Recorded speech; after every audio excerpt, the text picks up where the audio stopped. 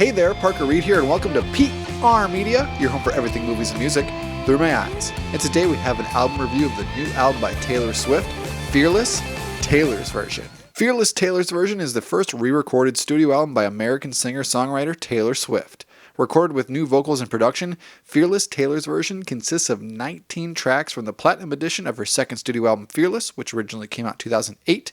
Her 2010 soundtrack single Today Was a Fairy Tale, and 6 additional From the Vault songs that were not included in the 2008 album. Every once in a while there's an album that comes around that's just a good-hearted story. It really hits you in the feels, and that's exactly how I feel about Taylor Swift's Fearless, Taylor's Version. So a few years ago, Taylor Swift announced that she was going to re-record some of her first studio albums because her record label Big Machine, they sold everything including her original masters, so she didn't have her original master recordings, and she didn't like who was owning those versions, so she wanted to re-record them and to have those versions available on all streaming services and physical, so those are the definitive versions, and the first product of that is Fearless, her 2008 album, and we finally have it in our hands. Before you ask, no, this isn't a reimagining of the album, this isn't like a bunch of different takes on original songs from Fearless. This is about as close of a note-for-note remake of Fearless as we're ever going to possibly get. The difference here is that Taylor Swift's voice is more mature, it's stronger, and I think the production on all these songs is even bigger and grander than the original version in 2008. I thought the original Fearless was already a phenomenal record and features a great country-era Taylor Swift, but she had this twang and this little affect to her voice I wasn't really digging at the time, but nowadays when she's releasing Evermore, Folklore, she sounds fantastic, and so to hear her revisit all these songs that she produced in her youth,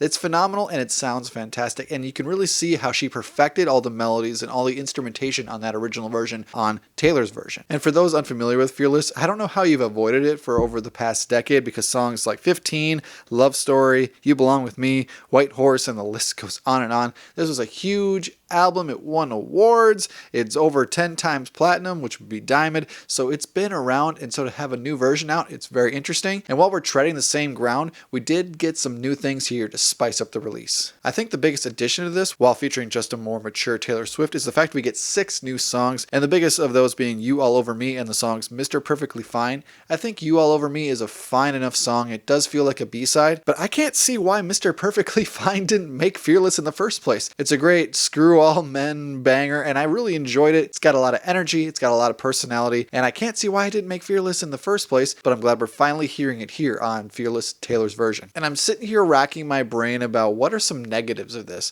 Well, if you were a big fan of this album, you're not going to really hear that much new besides the 6 new tracks at the tail end of this thing. It's going to be very familiar. You're going to know exactly where she's going because she's just trying to recreate it. That's the entire point of this. She's not trying to make a new album like Folklore or Evermore. It's just re-recording it, and it's an excuse for people to buy more merch and an excuse for people to revisit an album that they love, and I freaking all behind that. So negatives, if you didn't like the album before, you're not going to like it now, but I don't really think that's who this album's made for. It's made for pure Taylor Swift fans, and there's millions and millions of those all over the globe, so I can perfectly see why this album was made, and I'm looking forward to hearing more in this series of re-recorded albums by Taylor Swift. So my final rating for Taylor Swift's Fearless, Taylor's Version, is a solid, a soaring, a phenomenal.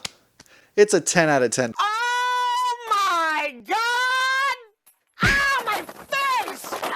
People, I mean, what else can you want? This album was already a 10 out of 10 before it was re-recorded, so the fact that we get more tracks, better production, and more songs, I'd give this an 11 out of 10 if it made any sort of sense. But yeah, make sure you check out this album because it's phenomenal, it's a great version, and it is the version that we need in our lives right now. Thank you so much for watching this video. If you liked what you saw here, you can check us out on Facebook or Instagram, and like, comment, and subscribe if you so choose. My name is Parker Reed, you've been watching PR Media.